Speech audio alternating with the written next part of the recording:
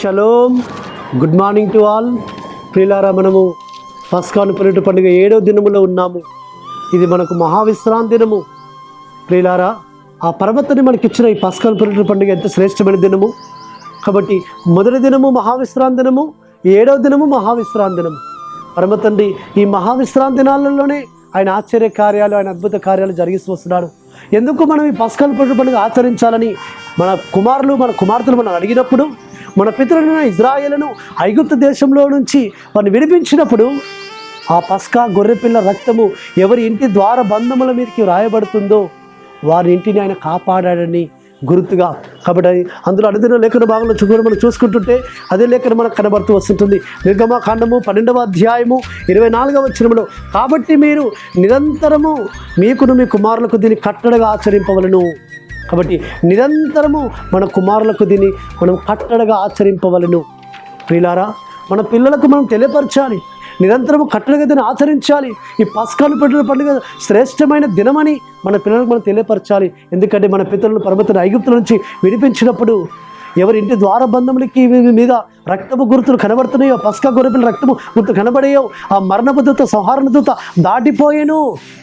కాబట్టి పాసోవర్ దాటిపోవుట, పెసాహ్ అంటే దాటిపోవుట.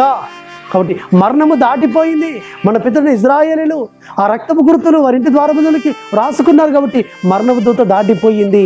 ఈనాడు మనము యెహోవా మెస్సియా రక్తముతో మనము కడగబడితే, మన హృదయాలు పరిశుద్ధపరచబడితే, మన హృదయానికి మీదకి యెహోవా మెస్సియా రక్తపు గుర్తు కనబడితే మనము కూడా మరణంలో నుంచి జీవంలోకి దాటుతున్నాము, మరణంలోకి జీవంలోకి దాటి ఉన్నామని గుర్తుగా మనం ఈ పండుగను ఆచరించాలి. కాబట్టి మొదటి దినము మహావిశ్రాంతి దినము ఏ విధంగా మనం ఆయన సన్నిధిలో సంఘముగా కూడి ఆరాధిస్తూ వచ్చామో, ఈ దినము కూడా పరిశుద్ధ సంఘముగా కూడి మనం ఆరాధించవలను.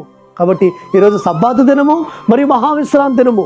ప్రియులారా, ఈ మహావిశ్రాంతి దినమున ఆయన మనల్ని పరిశుద్ధపరుస్తాడు.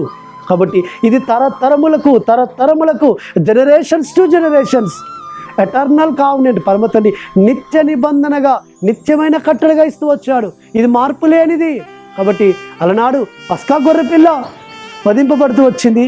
ఈనాడు యెహోవా మెస్సియా అనే పస్కా గొర్రెపిల్లగా ఆయన వధింపబడ్డాడు. కాబట్టి ఆ పశువుగా ఆయన మెస్సియా వారు మన కొరకు బలియాగమయ్యారు. కాబట్టి ఈయనను మనం జ్ఞాపకం చేసుకుంటూ, యెహోవా మెస్సియాను మనం జ్ఞాపకం చేసుకుంటూ, పస్కా గొర్రె పిల్లను ఆయనలో చూస్తూ ఆయనను మనం జ్ఞాపకం చేసుకుంటూ ఆచరిద్దాం. అటు విధంగా పరిశుద్ధాత్మతను మనం నడిపించును గాక. పరలోకందున మా తండ్రి, సర్వోన్నత జీవాధిపతి యెహోవా మెస్సియా, ఈ పస్కా పురుటు పండుగ దినమును మేము ఎందు నిమిత్తం ఆచరించాలో, నిత్యమైన కట్టడగా మేము ఆచరించాలని మీరు ఉపదేశించిన ఉపదేశం మా హృదయాలు ఫలింపచేయమని ప్రార్థిస్తూ యెహోవా మెస్సియా నామమున స్తుతించి ప్రార్థించి వేడుకుంటున్నాము తండ్రి.